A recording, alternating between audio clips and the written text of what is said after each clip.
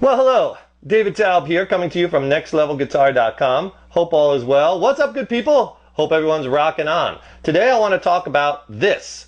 What this is an Epiphone Les Paul copy guitar, and we've been getting a lot of emails about, Les Paul, Gibson versus the Epiphone, and what are your thoughts and whatnot. And basically, this guitar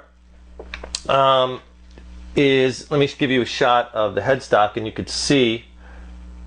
Okay, it's made in China, okay, and it has the Epiphone, but it has the Les Paul model, and this is the Les Paul standard Epiphone copy, and it's a pretty good guitar, okay. And I'm going to tell you a little bit about what I like and what I don't like about this guitar, and just remember, these are just my opinions and my thoughts, okay. Because what it comes down with to guitars is, what do you like, what feels best in your hands, and what sounds best to your ears. I also want you to hear this, and I'm going to point out some of the things.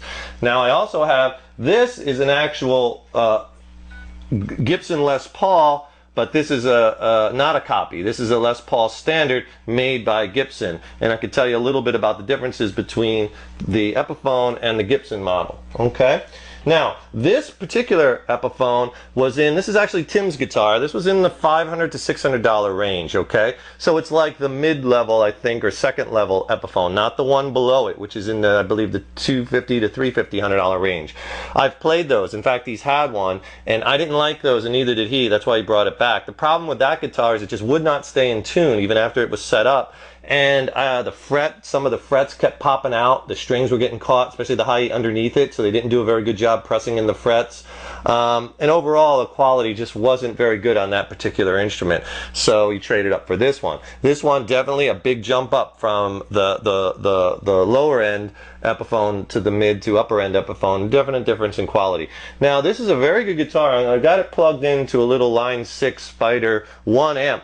And it has that definite Gibson ballsy sound, unmistakable. It's heavy, maybe not as heavy as the Les Paul as this one, but it's pretty heavy, and it definitely feels like a Les Paul. Usually guitars seem to be divided into the Fender camps and the Gibson camps and whatnot, and this it certainly feels like a Gibson, and it sounds like a Les Paul too.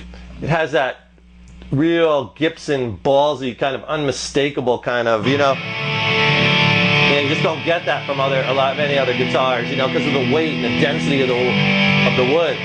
Just playing some big open chords, you can hear that real,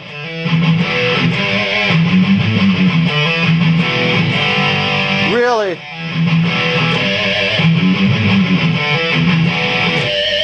has that real thick kind of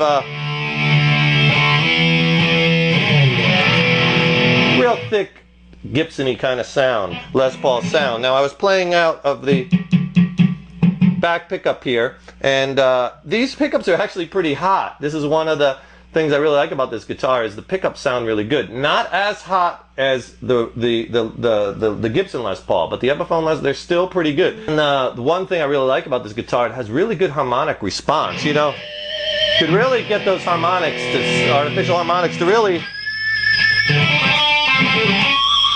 stand.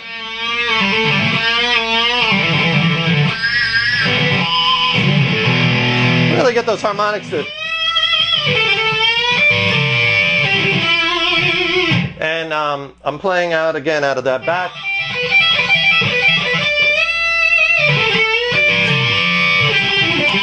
Just so you could hear a little bit of what this guitar sounds like. I was just playing out of the back pickup. I like that pickup a lot on this guitar. If I play out of the neck pickup, okay, I could get that.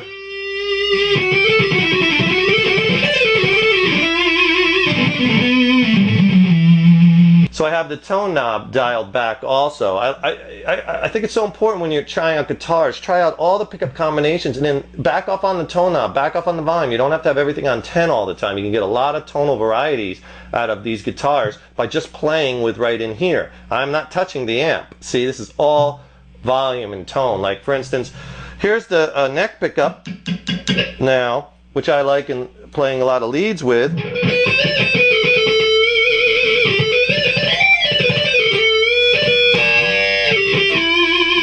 And I have the tone all the way off. Now if I put the tone all the way on,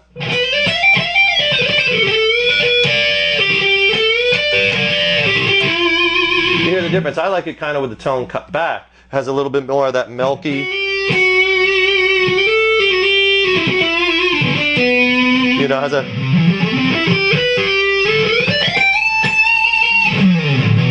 I really like that sound. You get that.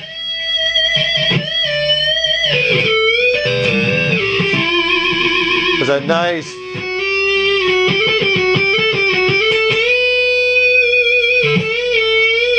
Notice the sustain. A lot of really cool. A lot of really good sustain out of this guitar. It really can really hold those notes and bend.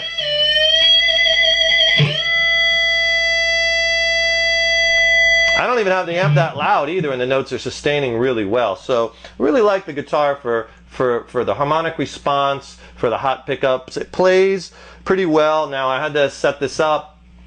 Had to get it set up right out of the gate from the store. It wasn't set up very well. And so normally even on the Gibsons, on the real ones, the non-copies, they're not set up for the most part that great either. So usually you're going to have to get them set up for them to play really nicely. And this has 11 gauge strings on it, which I like, the real thick gauge strings. What I don't like about this guitar is it doesn't stay in tune all that great. Okay, it comes out of tune a lot, especially the G string. And a lot of instances, it may not be the tuners, it might be the nut. Sometimes what happens is the strings bind in the nuts, and I've had to file nuts out so the strings don't bind with a set of nut files, and put a little graphite in there. A lot of times if you're binding up or if you're having trouble with that, try a little graphite. You could buy it in a little bottle and put the graphite, or just use some pencil shavings from a pencil. Pencil lead is made not of lead but of graphite and clay. So take a pencil, little chip, get some shavings from it and stick that in the nut, and then underneath the string, and rub that around, and that will help keep that from binding. And so in many instances you'll see people change the tuners to Grovers or something like that that are a little better than these stock Epiphone tuners, or another type of tuner. But a lot of times, again, you could get it to stay in tune better. Like when I first bought this Les Paul, it didn't stay in tune at all. Okay, I had to reset up the whole guitar. I set up the bridge, the action, into everything. And then the nut needed work. I had to cut the nut and fit the strings better. The strings were binding, and now it stays in tune a lot better, a lot better. Not 100% like I like. I'm probably going to eventually have to change these tuners. These are really old, have a lot of play in them, but I tightened them up. But these are the old Kluson originals that come on this guitar. I think these are made in Germany, actually, the Klusons. So your guitars, you know, if it doesn't stay in tune right away, that could be fixed. In some instances, if the cheaper models, it's a sign that, well, maybe the neck is flexing. It's just not, the woods aren't as strong. But the copy Epiphone versus the Gibson is sound wise is pretty close. The Gibson is a little bit, the pickups do scream a little bit more, and a little hotter, a little bit more character, but not bad. Remember, you're talking about with this guitar 3 times less the cost of this. You know, over time, this will hold its value more, and possibly appreciate where this one won't. But if you want to get that Les Paul sound, this is a very, very good opportunity at a very reasonable price. I wish it would stay in tune a little bit better. That's pretty much my only beef. The pickups are good. They could be maybe a little hotter, but they're pretty good. I really like the harmonic response and the dynamics, and this guitar is very sensitive to touch, which I really like with guitars. And it plays one setup pretty well. So if you get one of these, you might have to spend 30, 40 bucks on a setup, on either one. Get it set up, fix the nut. But overall, a pretty good guitar. It's heavy. Okay, not as heavy as this guy, but it is heavy. This one probably weighs 9 pounds, 8, 9 pounds, maybe a little more. Otherwise, difference in quality between these two, yes. You know, the frets, like I said, they're not pressed in as well. A little bit different feel on the neck than this. This is a little, you know, again, you're talking about difference in, you know, you get what you pay for. But overall, a fine guitar. So if you want the sound of the Les Paul, but you don't want the price, so go to your nearest guitar store and play tons of guitars, like I always say, and find out what sounds best to your ears and what feels best in your hands. All right?